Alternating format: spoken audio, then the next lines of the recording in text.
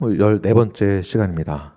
오늘 본문은 예루살렘 성전 재건이 외부의 방해에도 불구하고 하나님의 섭리로 완성되는 과정을 보여주게 됩니다.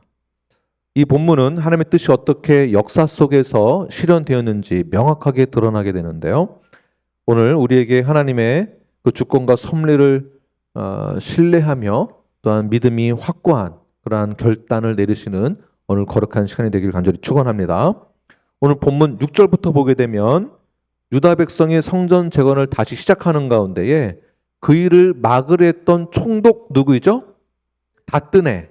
다뜨네의 고소를 바사왕 다리오가 반응을 하는 그러한 본문의 내용입니다. 그러니까 고소를 다뜨네가 하였고 다리오 왕이 판결을 내린 본문이 오늘 말씀입니다. 그런데 놀랍게도 다리오 왕은 누구의 손을 들어줬을까요? 유다 백성의 손을 들어주게 되면서 성전 건축을 적극적으로 지원하라라는 판결문, 명령이 내려집니다.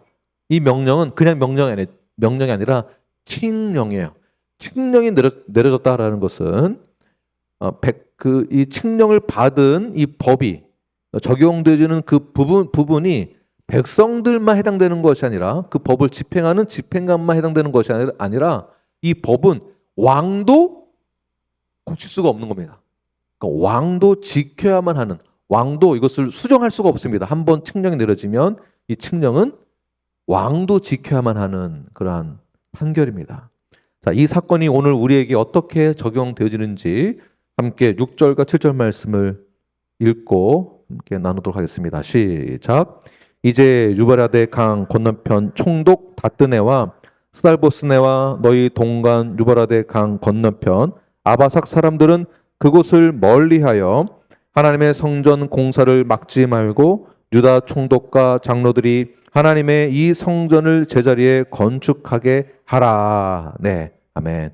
이 고레스 칙령 이후에 다시 다리오 왕이 그대로 고레스 칙령을 이어받아서 성전 재건을 방해하고자 하던 그들의 고소를 지지하지 않고 전폭적으로 오히려 성전 재건을 할 수 있도록 지지하는 그러한 칙령이 내려지게 됩니다. 자, 대적들이 얼마나 당황했을까요? 당연히 우리의 손을 들어줄 줄 알았는데 기대와는 전혀 다른 그러한 결과가 나왔습니다. 정반대의 말도 안 된다라는 이러한 상상도 하지 못했던 이런 결말을 보게 됐는데 총독 다뜨네는 어떻게 해서든지 고소장을 보내면서 성전 재건을 막으려고 했지만 하나님은 이방 왕인 다리오를 통해서 오늘 6절과 7절 말씀이 선포되는 것이죠. 6절 다시 보게 되면 총독 다뜨네와 스달보스네와 너희 동간 유브라데 강 건너편 아바삭 사람들은 그곳을 멀리해라. 네, 멀리해라. 다시 말해서 그곳을 떠나라. 방해하는 자들은 있을 수 없다. 아예 떠나거라. 네, 지구를 갑자기 이게 옛날 생각이 나네. 누가 했던 거죠? 네, 떠나라. 우리 김 사모님 잘하시네요. 7절 보게 되면 공사를 막지 말아라. 공사를 막지 말아라. 자, 우리는 무엇을 깨달을 수 있을까요? 하나님의 일을 누가 막을 수 있겠습니까? 하나님이 하시는 일은 반드시 이루어진다라는 것을 우리는 깨달을 수 있습니다. 아멘이십니까? 하나님의 일은 사람의 반대와 간섭으로 멈추지 않습니다. 누가 반대하던 누가 방해하던 하나님의 일은 반드시 이루어지는 줄을 믿으시는 저 여러분이 되길 간절히 축원합니다. 정말 믿으시죠? 네, 사도행전 5장 39절 말씀을 함께 우리 큰 소리로 읽겠습니다. 시작. 만일 하나님께부터 났으면 너희가 그들을 무너뜨릴 수 없겠고 도리어 하나님을 대적하는 자가 될까 하노라 하니.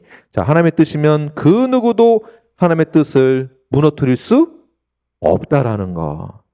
자, 하나님의 그 부르심 앞에 여러분 주저하지 마십시오. 반드시 이루어진다는 것을 믿고 우리는 순종하기만 하면 되는 것입니다. 주저앉는다라는 것은 내가 계산했기 때문에 그렇습니다. 내 계산으로는 안 되는 거예요. 그러나 하나님의 계획은 우리의 계획과 전혀 다릅니다. 지금 눈앞에 막힌 것처럼 보여도 하나님의 뜻이면 반드시 열리게 될 것입니다. 사람의 반대는 하나님의 방해가 되지 않는다는 것을 기억하십시오. 사람의 반대, 그러니까 우리에게 적용해 본다면 어떠한 영역에서 반대가 있을 수 있는가 한번 보게 되면 당연히 교회에서 맡겨진 우리 사명이 있습니다. 사역의 현장에서 다뜨네와 같은 총독 다뜨네 같은 사람이 있는가 하면 또는 성전을 재건하고자 하는 그런 자들이 있는 것이죠. 우리 사역의 현장에서 다시 말해서 교회 또 우리 공동체 안에서 또한 리더십에서 또는 사역에 있어서 반대하는 경우가 있을 수 있습니다. 또는 오해로 인하여서 여러 가지 문제가 있을 수 있습니다. 그럴 때마다 우리는 무엇을 경험하는가? 사역이나 공동체나 우리의 신뢰감이나 하나됨의 정체성이 흔들리게 됩니다. 한 번 흔들리면 무슨 생각이 드냐면 부정적인 생각이 듭니다. 부정적인 생각이 들어가면 입에서 나오는 것, 생각, 모든 결정이 단순하게 표현을 하면 모든 게 다 싫고 미워지는 거예요. 저 사람 뒤통수만 봐도 미운 거예요. 네. 어디서 그 사람의 목소리만 들려도 미워. 또는 이런 것이 교회 공동체의 큰 벽이 됩니다. 다뜨네와 같은. 그렇죠? 또는 제가 이제 사회생활, 우리 세상에서 우리 일을 하게 됩니다. 제가 여러분의 모든 그 심정을 다 알 수는 없지만 어저께 그 더운 날씨에 저는 그늘에서 있었지만 우리 아이들과 그 옷을 담당하는 우리 최금순 자매님이나 이준 자매님 그 뜨거운 그 햇볕에 서서 이거 물건 팔고 또 전자제품 파는 곳에서는 우리 김병선 자매님, 수자매님이 왔다 갔다 하시면서 햇빛 다 쬐가면서 보통 어려운 게 아니거든요. 힘이 듭니다. 어제 하루만 해도 그렇게 힘이 들었는데 주중에 계속 그렇게 일을 많이 하시는 분들은 이 스트레스를 안 받을래야 안 받을 수가 없죠. 자, 결국 우리가 스트레스를 많이 받으면 외부에서의 스트레스를 많이 받으면 결국 어디에 이 스트레스를 풀게 되는가? 가장 신뢰하고 믿을 만한 사람에게 나도 모르게 풀게 되는 거예요. 스트레스를. 그럼 어디 와서 스트레스 푸십니까? 제가 보기에는 교회 와서 푸시는 것 같아요.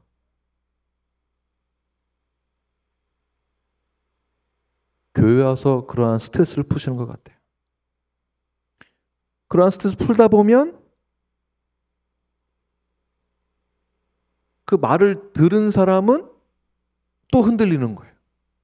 지금 교회를 성전 건축, 즉 우리 공동체가 세워진 것을 말하고 있는 것입니다. 그러니까 이렇게 흔들린다는 것입니다. 여러 가지 요인들이 많이 있죠. 이렇게 흔들리면 포기하고 싶고 넘어지고 싶고 교회에 안 가고 싶고 교제하기 싫어지고 사역에 동참하기 싫어지고 봉사 안 하게 되고 이 핑계 저 핑계가 생기게 되는 것입니다. 자, 이럴 때에 우리는 어떻게 선포해야 되겠습니까? 우리 파워포인트 띄워주시면 하나님의 뜻이면 그 누구도 하나님의 뜻을 무너뜨릴 수는 없다라는 것. 하나님의 뜻이라면 절대 무너지지 않는다라는 것.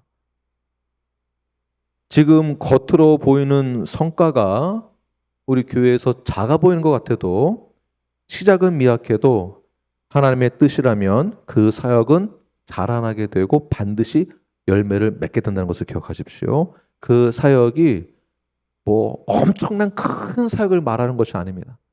우리 관계의 회복부터 시작하는 것입니다. 교회가 세워진다는 것은 우리 공동체가 세워진 것을 말하는 것입니다. 사역의 현장에서의 어려움이 있을 때 절대 넘어지지 마십시오. 그리고 너무 쉽게 우리 지체들에게 스트레스를 풀려고 하지 마십시오. 존귀하게 여기십시오. 두 번째, 뉴라이프에는 비전이 있습니다. 그 비전은 성경적인 건강한 교회를 세우고자 하는 그런 비전이 있습니다. 이 비전을 제가 8년 전에 선포를 하고 건강한 교회의 전환을 시작하였습니다. 건강한 교회로 전환하기 위해서는 옛것을 버려야 하는 그러한 상황이 많이 있었습니다. 교정할 것도 많고요. 교정을 받아야 할 것도 많았습니다.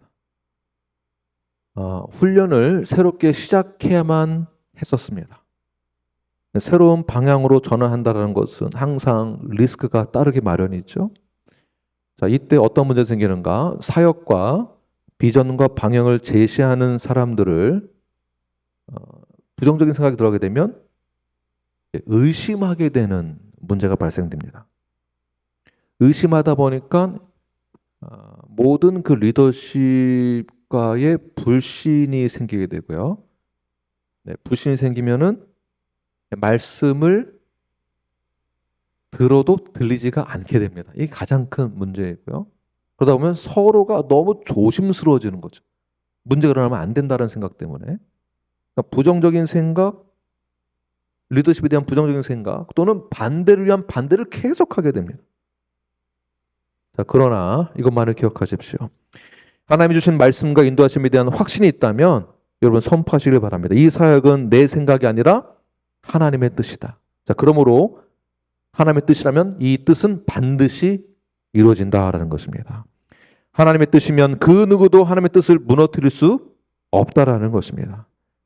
저는 뉴라이프에서만 14년째 이제 목회를 하고 있는데요. 사역에 필요한 부분, 목회에 필요한 부분이 조정되어야 할 부분이 제가 보았을 때 무엇이 조정되어야 하는지를 제가 알고 있습니다. 무엇이 조정되어야 하는지를 저도 보게 됩니다. 공동체의 회복을 위해서 무엇이 교정되어야 하는지 알고 있습니다. 다음 세대의 재건을 위해서, 선교지에서의 사역을 위해서 성도와 서로 용서하고 사랑하고 회복해야 될 부분에 대해서 무엇이 회복되어야 하는지를 알고 있는데 그러나 보이지 않는 벽을 마주하게 됩니다. 자, 그렇지만 오늘 본문에서 보듯이 하나님은 이방 왕을 사용하셔서라도 성전을 재건하게 하셨고요. 잃어버렸던 기명까지, 성전에 사용되었던 기명까지도 제자리에 돌려놓을 정도의 완벽한 시나리오를 하나님께서 만드신 것을 볼 수가 있습니다. 자, 뉴라이프의 사역이 하나님께로부터 났다면 하나님이 사람도 자원도 길도 열어주실 줄 믿으시는 저와 여러분이 되길 간절히 축원합니다. 자, 하나님의 뜻이면 그 누구도 하나님의 뜻을 무너뜨릴 수 없습니다. 아멘이시죠? 우리 다 함께 선포하겠습니다. 하나님의 뜻이면 그 누구도 하나님의 뜻을 무너뜨릴 수 없다. 네, 이러한 선포로 저 앞에 나가시길 바랍니다. 자, 우리 모두에게 눈에 보이지 않는 벽이 있을 수 있습니다. 그 벽 때문에 우리는 많은 것을 포기해야만 합니다. 누군가에게는 감정의 어려움 때문에 겪게 되는 거리감, 오해, 상처, 신뢰의 단절 등에서 비롯된 내면의 장벽이 있을 수 있습니다. 관계 속에 보이지 않는 벽, 우리가 나쁜 말은 하지 않지만 욕은 하지 않지만 상대방에 대해서 감정의 선이 이미 그어져 있는 상태. 얼굴은 보지만 인사는 하지만 마음이 닫혀진 상태. 우리가 같은 공동체 안에 있다고 하지만 함께 하지 않는다라는 느낌이 들 때가 있습니다. 이러한 이유는 굉장히 다양합니다. 어떠한 실수에 의해서 상처를 받았거나 서운함이 있거나 말로 오해가 있거나 상대방에 대한 기대감이 너무나 커서 그 기대감이 무너진 상태. 자, 이것이 보이지 않는 벽입니다. 이 벽으로 인하여서 닷드네와 같은 역할을 상대방이 하거나 내가 하거나 할 수 있다라는 것이죠. 다시 말해서 오늘 다른 이 본문의 메시지라고 본다면 이러한 벽들을 허물라라는 그러한 메시지도 있습니다. 이러한 벽을 허물어라. 닷뜨내와 같은 그러한 벽을 허물어라. 자, 욥기 42장에 보게 되면 욥기 42장은 욥기서의 마지막 장입니다. 이 마지막 장을 욥의 회개라고 하는데요. 왜 이 마지막에 42장까지 와서야 욥이 왜 회개하고 있을까요? 42장 2절 말씀을 함께 읽겠습니다. 시작. 주께서는 못하실 일이 없사오며 무슨 계획이든지 못 이루실 것이 없는 줄 아오니. 자, 왜 2절, 지금 42장 2절 말씀이 왜 나오는 걸까? 이렇게 생각해 보면, 그러니까 이것을 왜 회개라고 하는 걸까라고 보면, 주께서 못하실 일이 없사오며 무슨 계획이든지 못 이루실 것이 없는 줄 아오니. 자, 다시 말해서 42장 전까지는 모든 것이 자기의 뜻과 의로 결정했다라는 것이에요. 이것이 가능하면 하고 안 되면 안 되고 자기 계산으로 했다라는 것에 대해서 회개를 하겠다라는 뜻이겠죠. 회개를 하고 회개의 마지막 결단, 돌아오는 그의 결단과 믿음의 고백이 무엇입니까? 주님께서는 모든 것을 다 하실 수 있습니다. 무슨 계획이든지 모든 것을 다 이루실 것입니다. 라는 믿음의 고백을 하는 것이 바로 욥입니다. 그러나 이제 욥이 이제부터는 하나님 뜻대로 내가 살겠습니다. 라고 고백했던 것처럼 우리 모든 성도 여러분들이 개인에게 주어진 사명이 있습니다. 그리고 우리 교회에게 주어진 사명과 비전 또는 말씀의 성취가 있습니다. 자, 이 모든 것이 하나님의 손에 있음을 믿음으로 선포하시며 결단하십시오. 혹시 나는 닷뜨내와 같은 방해자인가? 아니면 하나님의 일은 사람이 막을 수 없음을 믿는 순종하는 자인가? 한번 생각해 보시면서 오늘 시간 결단하시기 바랍니다. 자, 하나님이 행하신 놀라운 일들에 또 다리오 왕을 통해서 다리오 왕이 구체적으로 이러한 명령을 내리게 되는데요. 8절, 9절, 10절 보게 되면 그 경비를 이 사람들에게 끊임없이 주어 그들로 멈추지 않게 하라. 그 경비가 무엇입니까? 성전을 재건하는 데 필요한 모든 것을 말하고 있는 것이죠. 9절 보게 되면 예루살렘 제사장의 요구대로 어김없이 날마다 주어라. 네. 10절 하나님께 향기로운 제물을 드려 왕과 왕자들의 생명을 위하여 기도하게 하라. 누가 하는 말일까요? 요 부분만 보면 이방 왕 다리오의 칙령이라고 그 누구도 생각하지 못할 것입니다.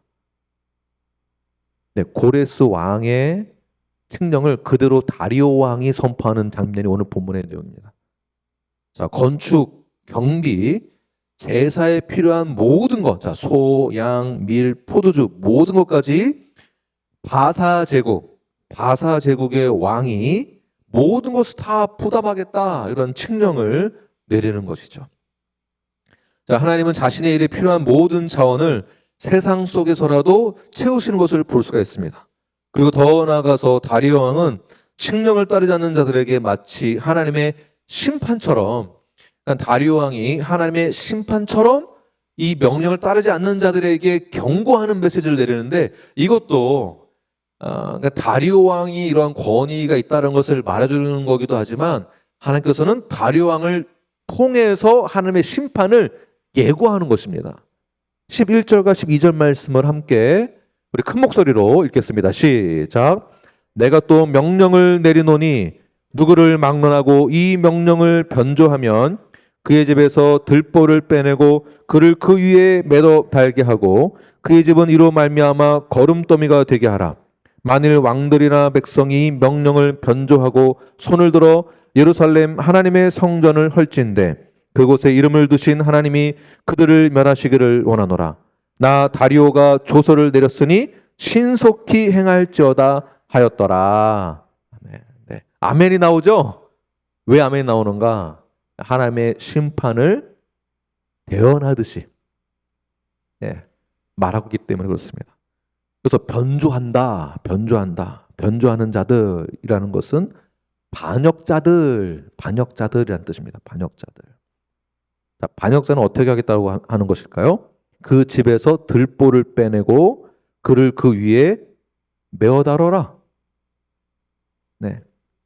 다시 말해서 그 집의 터는 완전히 무너지게 될 것이다. 자, 터가 무너진다라는 것은 가문과 전통이 다 끊기게 될 것이다. 라는 것이죠. 자, 이러한 메시지를 들은 이스라엘 백성들은, 그러니까 유다 백성들은 어떠한 느낌이 들까요? 네, 어떠한 생각을 하게 될까요? 어떠한 자부심을 갖게 될까요? 이 성전 건축에 대해서, 성전 재건에 대해서 하나님의 이 손길은 대단하구나. 하나님의 계획과 섭리는 우리의 인간의 계산과 방법과 이 상상으로는 해결할 수 없는 일들이 이루어지는구나. 깨달으면서 하나님을 더욱더 신뢰하게 되겠죠. 지난 5년이, 지난 14년이, 지난 26년이 우리 교회에서 일어났던 모든 것, 인간의 생각을 할 수 없는 일들이 우리 교회 안에서 이루어졌었습니다. 우리는 무엇을 깨달을 수 있을까요? 하나님이 놀랍을 향한 기대가 크시구나. 하나님이 우리를 향한 성전 재건의 열정이 크시구나. 하나님의 섭리와 계획을 우리는 신뢰하게 됩니다. 하나님이 하시는 일은 그 누구도 막을 수 없구나. 반드시 교회는 믿는 자들의 모임의 그 역사가 있으면 반드시 하나님의 교회는 살아서 움직이는구나, 역사하는구나 라는 것을 우리는 깨닫게 되는 것이죠. 또 유다 백성은 무엇을 결단하게 되었을까요? 나는 믿음으로 순종하기만 하면 되는구나. 내 생각이 다가 아니구나. 내 경험이 다가 아니구나. 하나님이 하시면은 그 누구도 막을 자 없구나. 모든 것을 하나님이 공급하시고 모든 것을 하나님이 지키시며 이루시는구나. 할렐루야. 이것을 유다 백성들이 깨달았을 것입니다. 자, 여러분 모두가 이러한 결단을 내리는 건강한 성도가 되기를 간절히 축원합니다. 다뜨네는 성전을 무너뜨리려 했고 다리오는 성전을 세우려고 합니다. 누군가는 건강한 교회를 세우려고 하고 누군가는 건강한 교회를 넘어지게 합니다. 자, 그러나 하나님이 하시는 일은 결코 막힘이 없다는 것을 꼭 기억하십시오. 하나님은 어떠한 방법으로도 공급하시고 지키시고 이루신다는 것을 믿으시는 저와 여러분이 되길 간절히 축원합니다. 마태복음 16장 18절 말씀을 읽겠습니다. 시작. 또 내가 내게 이르노니 너는 베드로라. 내가 이 반석 위에 내 교회를 세우리니 음부의 권세가 이기지 못하리라. 아멘. 여기서 말하는 교회란 그 모든 교회 전부들을 말하는 것이 아닙니다. 정말 성경적인 건강한 교회의 모습을 가지고 있는 그 교회를 말하고 있는 것입니다. 그러한 교회는 즉 건물이 서진 교회를 말하는 것이 아니고 우리를 이야기하는 것입니다. 우리. 이 포맷을 꼭 기억하십시오. 우리가 모르는 사이에 교회를 건축한다라고 하니까 건물 건축을 생각하게 되거든요. 이미지로 뭘 벌써 그리게 되죠. 교회를 세운다라는 것은 건물이 아니라 우리를 세우는 것을 말하는 겁니다.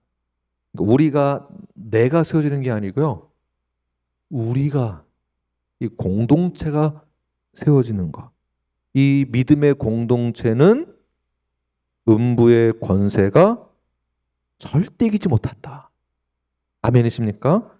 고린도전서 3장 17절 함께 읽겠습니다. 시작. 누구든지 하나님의 성전을 더럽히면 하나님이 그 사람을 면하시리라. 하나님의 성전은 거룩하니 너희도 그러하니라.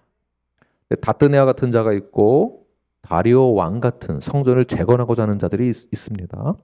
근데 다뜨네아 같은 그리고 다리오 왕도 심판적인 메시지를 경고성으로 선포하게 되는데 실제로 BC 167년에 예루살렘 성전에 제우스 신상을 세우고 돼지를 제물로 바치는 돼지 피를 내서 제물로 바치는 그런 사건이 있었죠.